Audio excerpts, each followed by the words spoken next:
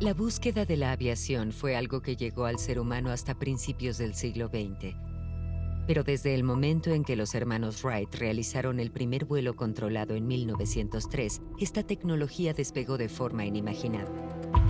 La sociedad también estaba cambiando. Las mujeres empezaban a exigir más derechos y la aeronáutica era un ámbito en el que las mujeres podían prosperar.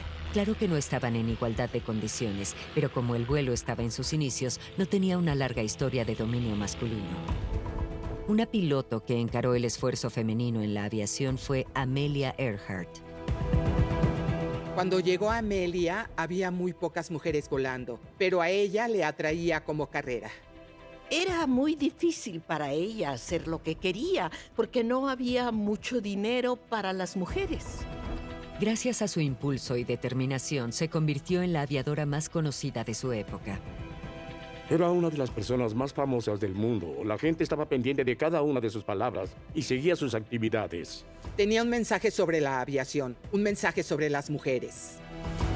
La concentración en su propia carrera se vio reflejada en el hombre con el que acabaría casándose. A ella le gustaba y trabajaban bien juntos. Él se sintió atraído por Amelia y por lo que ella podía representar, por lo que ambos podían hacer juntos. Así que al final se dio cuenta de que tenían una buena amistad y que podían hacer que funcionara. Amelia dejaría un legado duradero que inspiraría a las aviadoras de las generaciones futuras. Amelia fue capaz de llegar a la gente más allá de ser una simple aviadora. Llegó como una persona valiente y muy honesta. Amelia, conocida en su familia como A.E., tuvo una defensora en su hermana menor Muriel, que sería fundamental para mantener viva la memoria de Amelia, un papel que la hija de Muriel, Amy Klepner, continuaría después de su muerte. La gente piensa que ella estaba con nosotros todo el tiempo, pero estaba muy ocupada con su propia vida y solo nos visitaba esporádicamente cuando estaba en la costa este. Escribió el libro porque pensaba que tenía una posición privilegiada.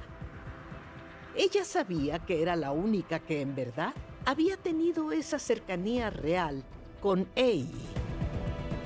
Al día de hoy, muchos siguen intentando resolver el rompecabezas de lo que en verdad le ocurrió a Amelia. Se han explorado innumerables teorías, pero su desaparición sigue siendo un misterio abierto. Amelia, una historia de dos hermanas.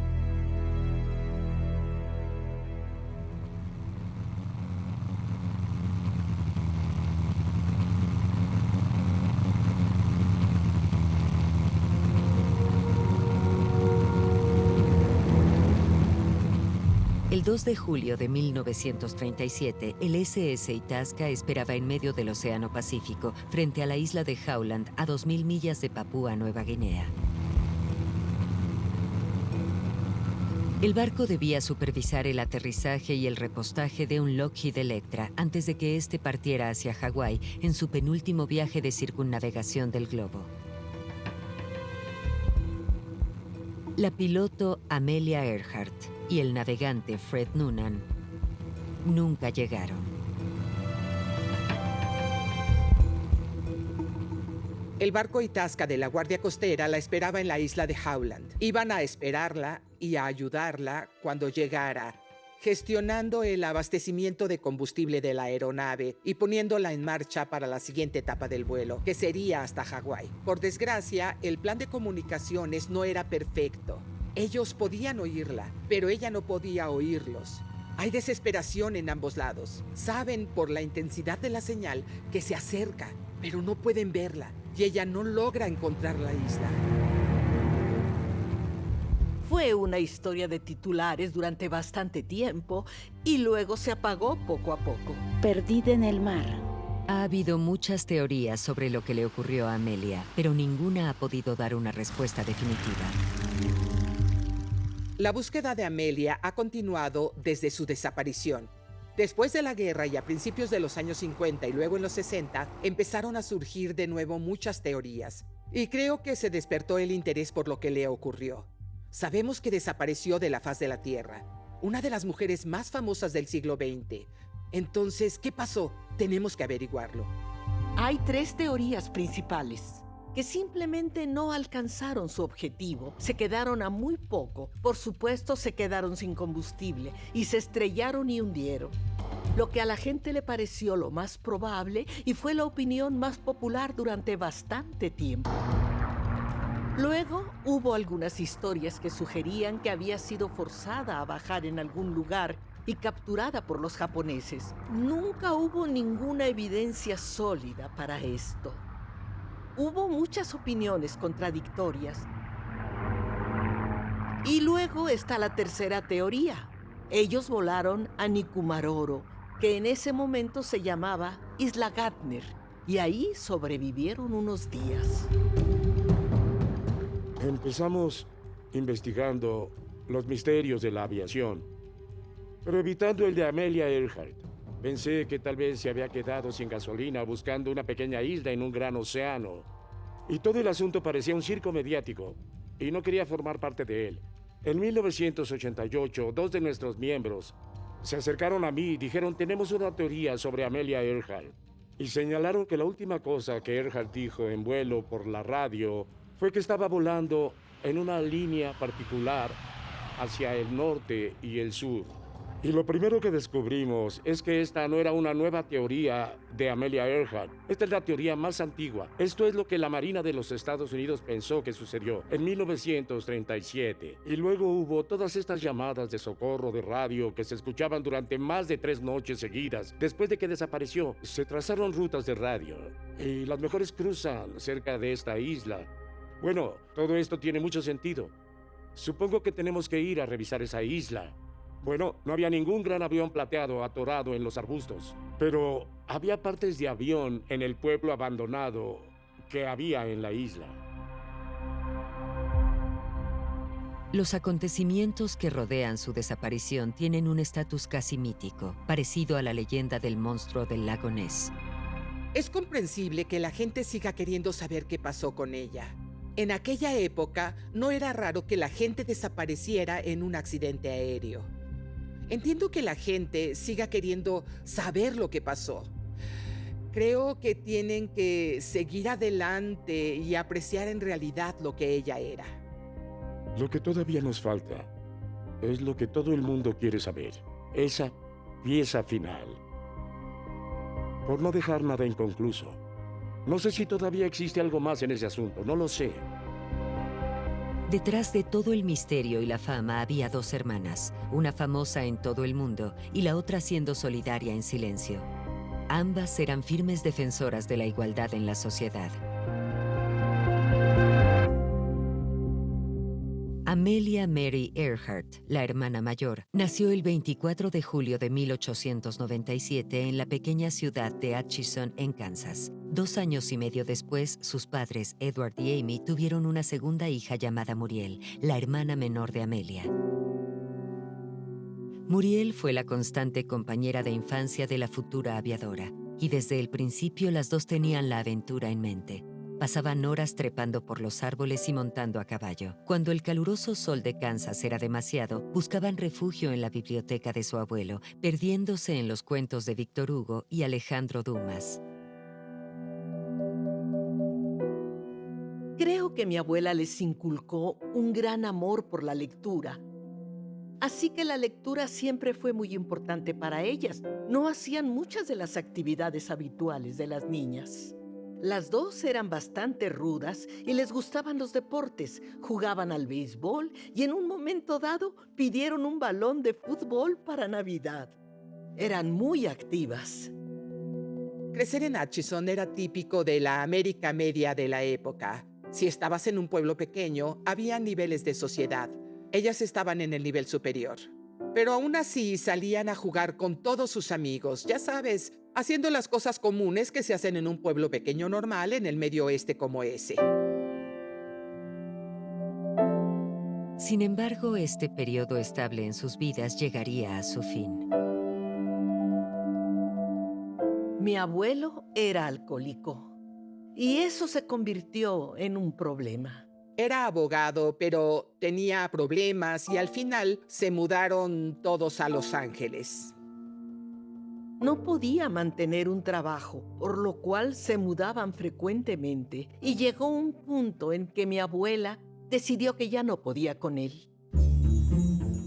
Los años de adolescencia de Amelia y Muriel estuvieron dominados por estas nuevas luchas. Las hermanas afrontaron la incertidumbre volcándose en sus estudios. Ambas eran estudiantes brillantes y decididas. En 1919 dejaron su casa y fueron a la universidad.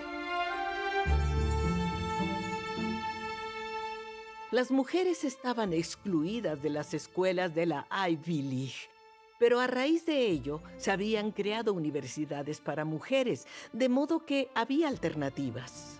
Bueno, Amelia siempre estuvo interesada en estudiar e ir a la escuela y encontrar algo que quisiera hacer. Nunca fue el tipo de chica que solo espera a casarse y comenzar una vida familiar. Fue a Columbia y tomó algunas clases de premedicina y decidió que, aunque en verdad estaba interesada en la investigación médica, hasta cierto punto nunca querría practicar la medicina. Pensaba que sería muy mala en ello, así que lo dejó. Se dio cuenta de que no era la profesión para ella.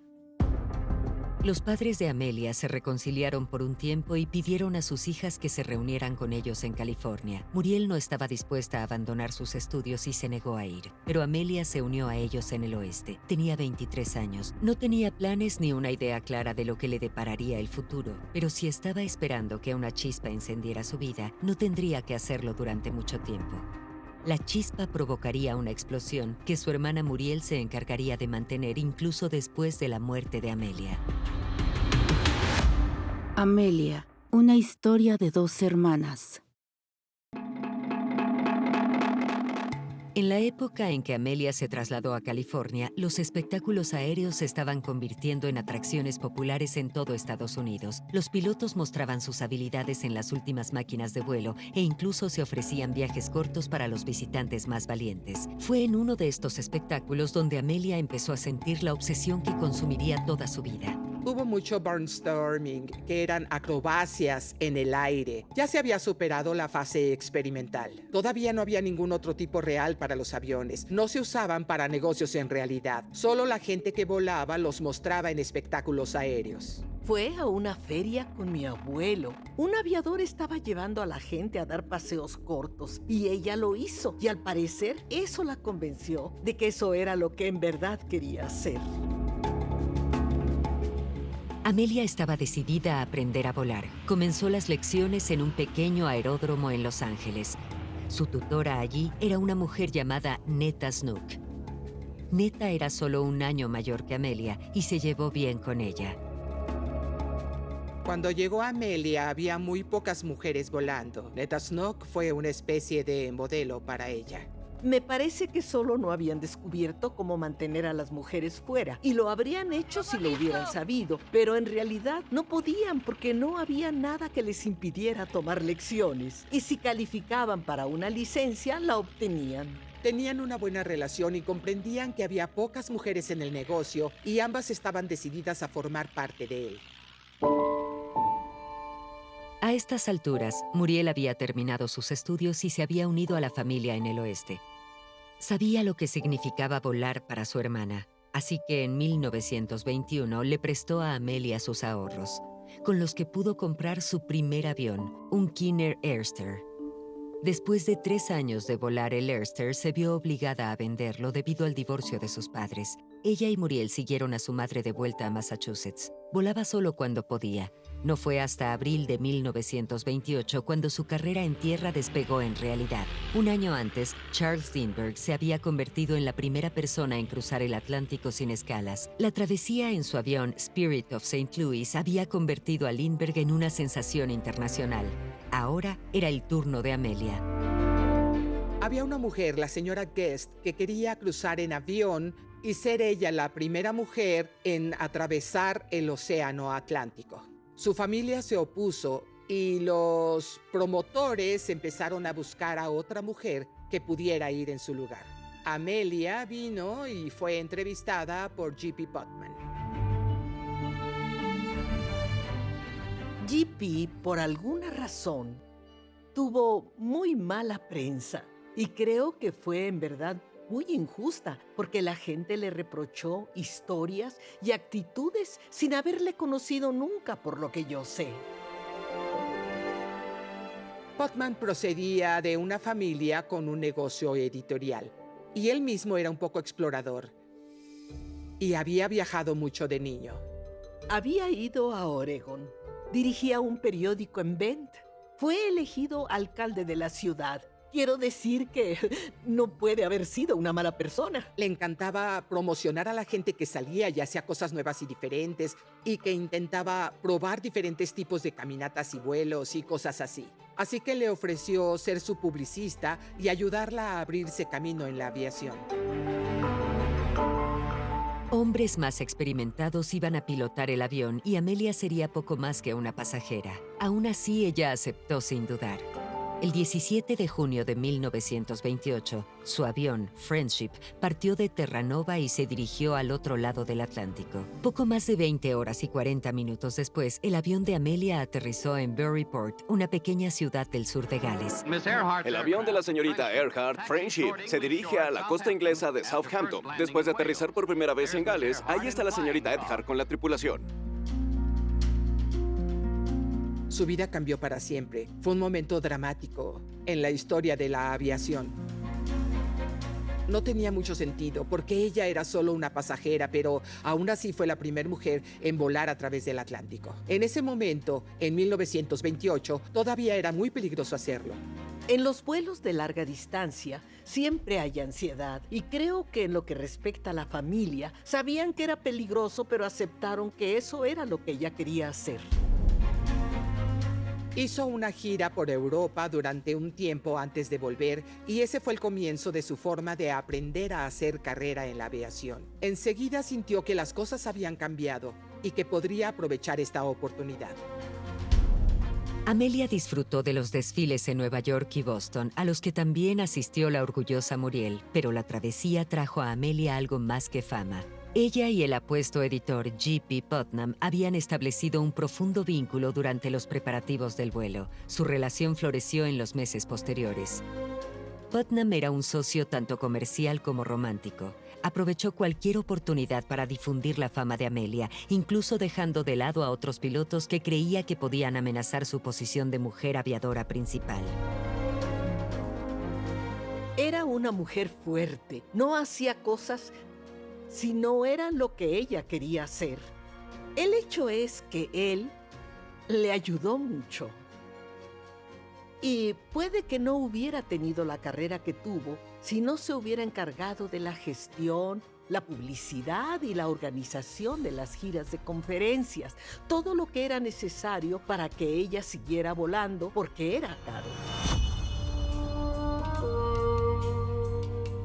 Amelia y Putnam estaban decididos a impulsar la carrera de ella en la aviación, a pesar de que se esperaba que la mayoría de las mujeres de la época siguieran el camino más tradicional de formar una familia. La hermana de Amelia, Muriel, se había casado en junio de 1929 y tiempo después tuvo 2 hijos. Creo que no fue del todo feliz en su matrimonio. Mi madre no tenía el mismo sentimiento de querer ser siempre independiente. Se casó porque quería estar casada y tener hijos. Y creo que su matrimonio, en cierto modo, era el más típico que hacían las mujeres. Más o menos cedían y hasta cierto punto asumían un papel de sirvientas y servían la comida, atendían a los niños y preparaban la comida. Y eso era lo que se esperaba. Tal vez fueron estas dificultades las que desanimaron a Amelia a casarse. Durante mucho tiempo se resistió a las propuestas de Putnam, pero al final cedió, y el 7 de febrero de 1931, Amelia y Putnam se casaron en Connecticut. Contrario a la época, ella no adoptó su apellido, sino que siguió siendo Amelia Earhart. Ella no estaba convencida de casarse, estaba segura que arruinaría su carrera, de un modo u otro. Era lo que siempre había sentido. A.E. de verdad creía que el matrimonio era un grave problema para una mujer que quisiera lograr algo por sí misma. Quiero decir que ella lo consideraba una especie de trampa, una especie de jaula, y por eso especificaba que cuando se casara no iba a renunciar a su libertad por completo. Creo que ella no quería tener hijos. Los niños habrían interferido. Ella era una gran defensora del control de la natalidad. De hecho, le dio algunos consejos sobre el control de la natalidad a mi madre. Que de haberlos tomado, yo no estaría aquí.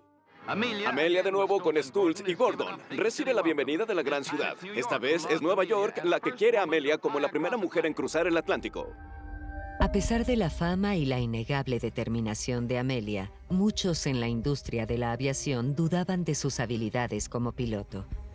Pensaban que era mucho más hábil para aparecer en los titulares que para realizar un aterrizaje. Por su parte, Amelia era muy consciente de su limitado papel en aquel famoso vuelo a través del Atlántico. Ella no obtuvo nada del vuelo de Friendship. Nada. A los dos hombres se les pagó. A ella nada. Así que fue muy difícil para ella hacer lo que quería porque no había dinero para las mujeres. Tal vez tampoco para los hombres, excepto que la diferencia era que los hombres podían entrar a la aviación comercial. Podían ser pilotos comerciales. Cuando Amelia aterrizó en Gales, en ese vuelo de 1928 como pasajera, y comenzó a recibir todos esos elogios, de verdad sintió que no lo merecía. Y juró entonces que tendría que hacer su propio vuelo en algún momento para poder merecer ese tipo de elogios y ser respetada como piloto por derecho propio. El impulso y la ambición de Amelia por cruzar el Atlántico en avión no se detuvieron con este logro. Seguía batiendo otros récords de velocidad y distancia, demostrando siempre que ser mujer no era en absoluto un obstáculo. Su sed de aventuras más grandes y épicas sellaría su nombre en la historia, pero también tendría consecuencias trágicas. Amelia, una historia de dos hermanas. En Hatboro, Pensilvania, en 1930, Amelia se convierte en la primera mujer en volar un autogiro, casada con el famoso editor que la ayuda a entrar en la extraña nave. Amelia es ahora la señora de George Putnam, pero en lo que respecta a los aviones sigue siendo Amelia Earhart de las rutas aéreas que dará vuelo a cualquier cosa con alas. Este es un tipo de nave que Lady Lindy nunca ha volado antes, pero lo hará de todas formas. Amelia estaba presionada para mantener su estatus. Tenía poco tiempo para su familia, cuyas peticiones de ayuda económica no eran más que otra carga no deseada. Muriel, que había ayudado a financiar el primer avión de Amelia, se sintió muy herida. Creo que se volvió más y más controladora.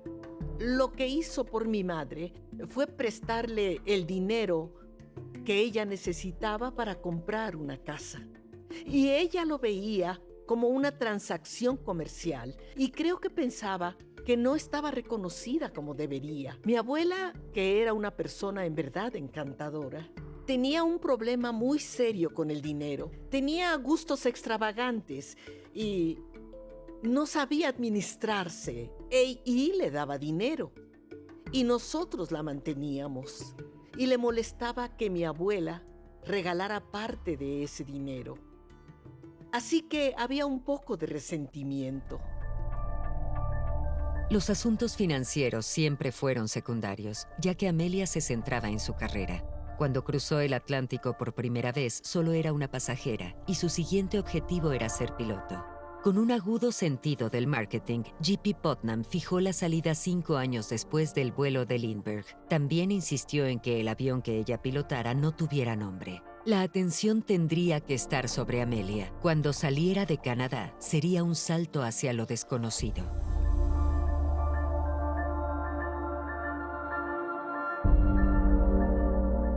Creo que había ansiedad en la familia sobre todos sus vuelos, porque siempre había un riesgo. Volar larga distancia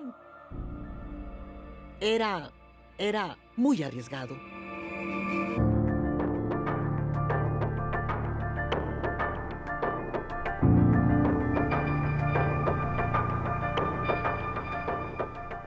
Durante este intenso vuelo luchó contra dificultades mecánicas, fuertes vientos y condiciones de hielo.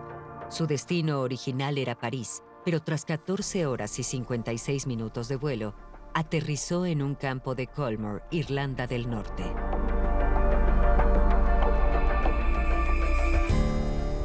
El 20 de mayo de 1932, solo 5 años después de que Lindy sorprendiera al mundo con su famoso vuelo, cruzó con éxito el Atlántico desde Terranova hasta Londonderry, Irlanda. Fue la primera mujer en realizar el vuelo en solitario. Cuando le preguntaron si tuvo miedo, contestó con buen humor: sonaría más emocionante si pudiera admitir que estaba en extremo asustada, pero la verdad es que no lo estaba. Siempre estaba luchando contra el combustible y ese tipo de cosas. Y fue un calvario, no hay duda de ello. La única otra persona que lo hizo fue Charles Lindbergh. Así que eso la puso en un lugar bastante alto. A partir de ese momento ella era conocida. Ella en verdad había realizado ese vuelo por su cuenta y fue tomada en serio. Y luego fue capaz de traducir eso en una carrera. Era justo lo que sus sueños habían sido siempre. Tras aterrizar a salvo en Irlanda, Amelia viajó por Europa, donde fue recibida por notables dignatarios y multitudes de admiradores, y a su regreso a casa fue recibida como una heroína. Tras este trascendental vuelo, Amelia seguiría conquistando varias hazañas más de la aviación. No hubo quien la detuviera.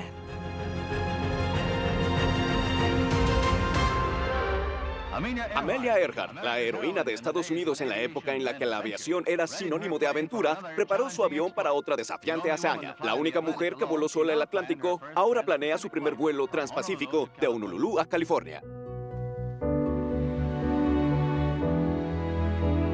Volando desde Hawái, Amelia llegaría sana y salva a California, donde se encontró con una prensa ansiosa y una multitud que la aclamaba. El vuelo del Atlántico tuvo condiciones de hielo y tormenta en general.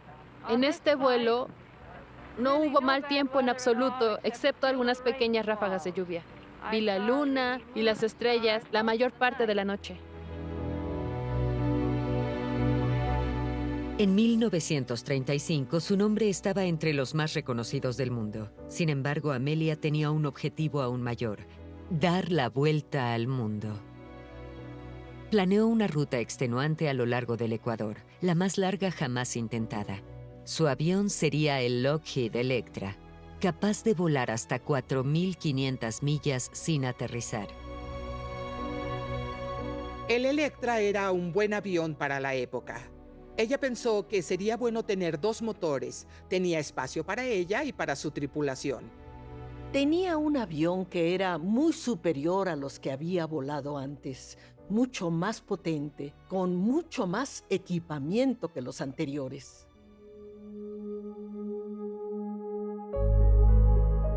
En marzo de 1937, Amelia partió de California para intentar dar la vuelta al mundo. Voló a Hawái y tras un día de descanso, planeó cruzar el Pacífico. Pero cuando Amelia aceleró en la pista, perdió el control.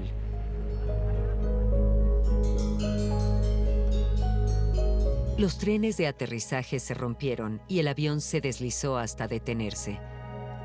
En aquel momento pareció fortuito que Amelia saliera ilesa, pero un accidente más grave podría haberle salvado la vida. Tras una rápida reparación del avión, Amelia volvió a despegar de California el 21 de mayo de 1937. Esta vez se dirigió al este.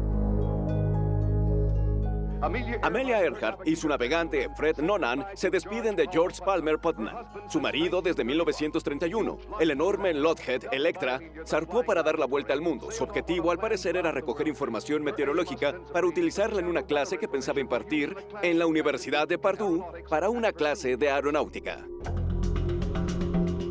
Un mes después había dado la vuelta al mundo para llegar a Papúa Nueva Guinea. El Gran Pacífico se extendía ante ella, separando a Amelia de la línea de meta por 7.000 millas. El reencuentro con su hermana menor, Muriel, con su marido, J.P. Putnam, y con el resto de su familia en casa, estaba casi a la vista.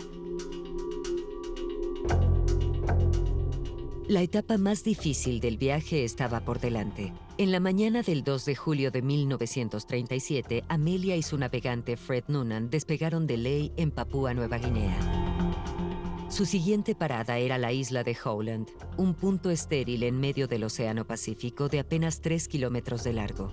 Se necesitaría una navegación precisa y un pilotaje experto para encontrarla. Repostaron el avión y supieron que les esperaba un largo viaje de unas 2.500 millas. Iban a tardar entre 16 y 20 horas. La parte difícil de ese viaje fue encontrar la isla. Estás en medio de la nada. En esa parte del Océano Pacífico no hay nada.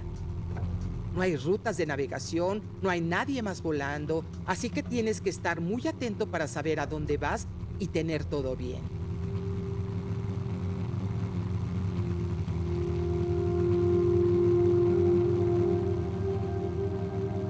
Después de casi 20 horas de vuelo, llegaron al punto donde esperaban encontrar la isla Howland, pero no pudieron ver dónde aterrizar.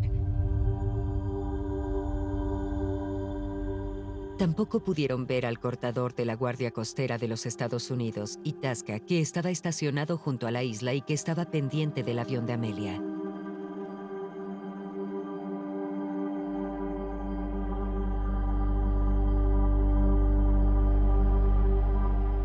El buque de la Guardia Costera Itasca la estaba esperando en la isla de Howland.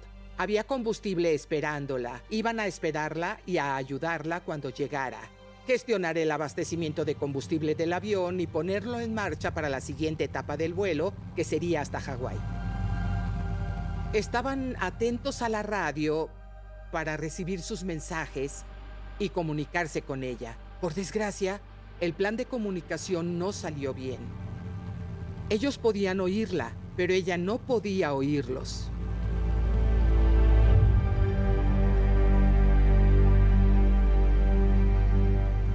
Una ráfaga de transmisiones confusas, fallidas y medio distorsionadas se disparó de un lado a otro entre el barco y el avión. Pero nunca se estableció una comunicación bidireccional consistente. En los cielos de las vastas aguas del Pacífico, Amelia se estaba quedando sin combustible. 20 horas y 14 minutos después del despegue, se recibió un último mensaje de radio confirmado de Amelia en el Itasca. Y luego... En los que podría haber bajado en tierra, pero buscaron en aguas, buscaron en algunas islas que estaban dentro de unos pocos cientos de millas. E hicieron todo lo que pudieron. Fue una búsqueda por mar, aire y tierra. Por supuesto que había mucha ansiedad. Mi madre tenía la esperanza durante las 2 semanas que la Marina estuvo buscando de que la encontrarían y de que volvería.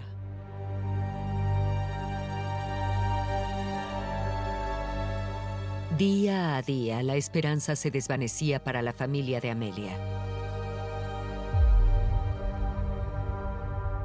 El mundo entero también esperaba noticias de ella. La épica noticia de su aventura en circunnavegar el globo junto con una dramática desaparición tendría implicaciones de gran alcance. Las repercusiones irían más allá de su esfuerzo físico y situarían a Amelia en el reino del mito y la leyenda. Amelia, una historia de 2 hermanas. Un carguero británico, la Guardia Costera y la Armada acudieron a la búsqueda. El acorazado Colorado sale de Honolulu con fuerza de tiro.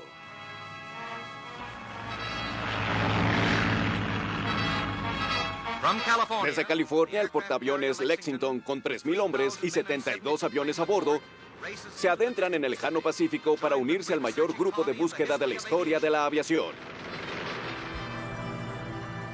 El 18 de julio de 1937 se abandonó la búsqueda de Amelia Earhart. La conclusión oficial fue que su avión se había quedado sin combustible y había caído en el océano al norte de Howland. No se encontraron restos ni cuerpos. En los años siguientes, Amelia desapareció de la conciencia pública. Y al comenzar la Segunda Guerra Mundial, asuntos más urgentes ocuparon los titulares.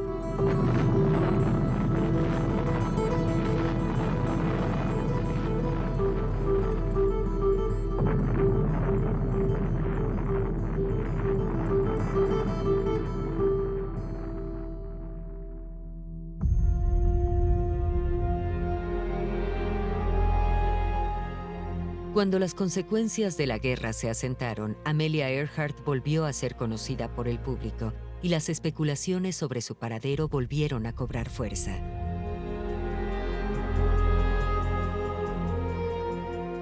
Tras la Segunda Guerra Mundial, surgieron algunas historias que sugerían que había sido obligada a descender en algún lugar y capturada por los japoneses. Hubo muchas opiniones contradictorias. Sabemos que desapareció de la faz de la Tierra. La búsqueda duró unas 2 semanas. Se suspendió a mediados de julio. Así que en ese momento estaba bastante claro que no había sobrevivido. Ella y Noonan no habían sobrevivido al vuelo. No todo el mundo aceptó el veredicto oficial de que solo se estrelló y se hundió. Esa es la teoría intuitiva. Es una especie de explicación por defecto, ya que no hay evidencia de que algo más sucedió, si es como yo solía pensar. Isla pequeña, océano grande y combustible limitado. Por supuesto que hay una tonelada de evidencia de que algo más sucedió.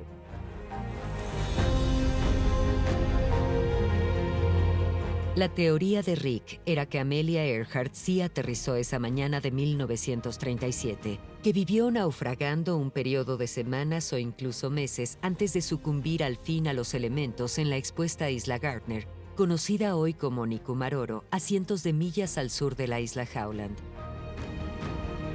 Un avión sí rodeó el atolón de Arrecife durante la búsqueda de 1937. Su tripulación incluso observó signos de habitabilidad reciente, que sin embargo se atribuyeron a un grupo de trabajo local. La isla nunca volvió a ser investigada.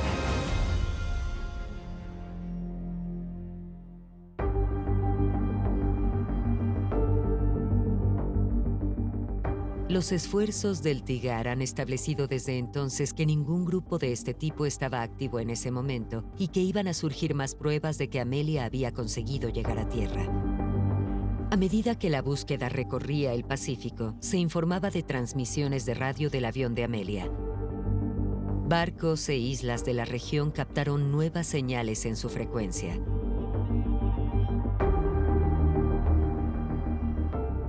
El fabricante del avión, Lockheed, dijo: esperen, si ustedes están escuchando llamadas de radio de este avión noche tras noche, ese avión no está flotando en el agua, está en tierra. No solo está sobre sus ruedas, porque tiene que ser capaz de hacer funcionar un motor para recargar la batería de la que depende la radio.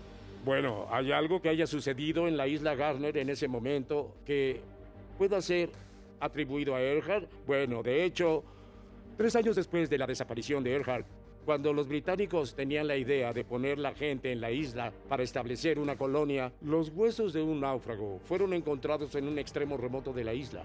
Restos de fuego, pájaros muertos, tortugas muertas. Se trataba de un campamento. Un náufrago había intentado sobrevivir y al final fracasó. Hay partes de un zapato de mujer, partes de un zapato de hombre y una caja que alguna vez había contenido un instrumento de navegación sextante. Ese es el mismo tipo de sextante que Fritz Noonan utilizó como instrumento de reserva. Eso lo sabemos. No hemos encontrado nada todavía que pueda ser absolutamente concluyente vinculado a Earhart. No hay una sola cosa. El problema con esa teoría es que no creo que ella tuviera suficiente combustible para llegar allí. Cuando ella dijo que se había quedado sin combustible, ser capaz de volar esa distancia es casi imposible. Ella no dijo: me quedé sin combustible, voy a descender, ayuda, ayuda. Nada de eso. Los que están seguros de que se estrelló en el mar suponen que, como no se oyó nada más de ella, debe haber caído justo después de esa transmisión. Se apagó un motor y que estaba tan ocupada preparándose para un aterrizaje en el mar que no tuvo tiempo de hacer una llamada de auxilio. Tengo que creer que ella y Fred Noonan se acercaron mucho a la isla, basándose en la fuerza de sus señales de radio. Sin embargo, no pudieron encontrarla. Así que, por desgracia, se quedaron sin combustible y tuvieron que abandonar el avión en el mar. Y ese avión no flotó durante mucho tiempo. Se hundió con bastante rapidez. Las circunstancias exactas que llevaron a la desaparición de Amelia puede que nunca se confirmen. Cualquier respuesta definitiva llegaría sin duda demasiado tarde para su hermana Muriel, que murió en 1998. A mi madre le resultaba muy doloroso que la gente siguiera viniendo y diciendo que quería hacer búsquedas. Calculo de 4 a 6 millones de dólares en búsquedas en el océano alrededor de Howland y Nikumaroro. Siempre he pensado que es un dinero que podría estar mucho mejor empleado. No se gana nada con esto. No se va a aprender nada útil para la aviación, ni para nadie más haciéndolo. Eso creo. En lugar de insistir en su muerte, los más allegados a Amelia entendieron que la mirada a su vida podía devolver algo a la sociedad. El viudo de Amelia, J.P. Putnam, que fue fundamental en su carrera, trabajaría mano a mano con la hermana de Amelia, Muriel, en una serie de biografías. También asumió la responsabilidad financiera de la madre de Amelia, que envejecía. J.P. se hizo cargo de la manutención de mi abuela y le proporcionó dinero, y creo que mostró una gran tolerancia, una gran paciencia y generosidad porque la mantuvo durante muchos años. Al publicar su propio libro sobre Amelia, Muriel también seguiría hablando públicamente sobre la vida y los logros de su hermana mayor. Sabía que era la única que en verdad había tenido esa estrecha relación con A.E. No creo que se cansara de ello. Siguió sintiendo amor y admiración por A.E. mientras vivió. Al escribir sobre la vida de la aviadora más famosa del mundo, Muriel contribuyó a restablecer el equilibrio en la aviación, que muy rápido se convirtió en otra industria dominada por los hombres. Los hombres tenían ventaja, obtuvieron su formación en aviación en el servicio y eso les permitía conseguir el trabajo como pilotos comerciales, y las mujeres no podían hacerlo. A partir de ese entonces, pudo utilizar su presencia para apoyar a las mujeres en la universidad que seguían cursos de ingeniería, para sugerir que las mujeres podían tener carreras y quizás tener una alternativa a la vida familiar si así lo decidían. La historia de estas dos hermanas puede verse como una historia de la sociedad en la que vivían. Una sociedad en la que poco a poco se permitía a las mujeres entrar en diferentes sectores, pero sacrificando la vida familiar.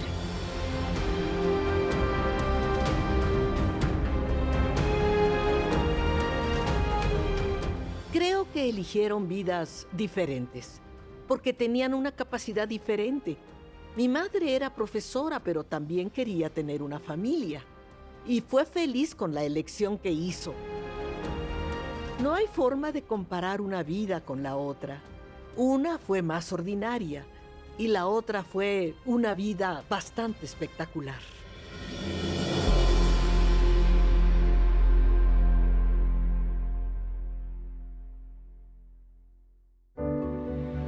Doblado en Olympusat, México.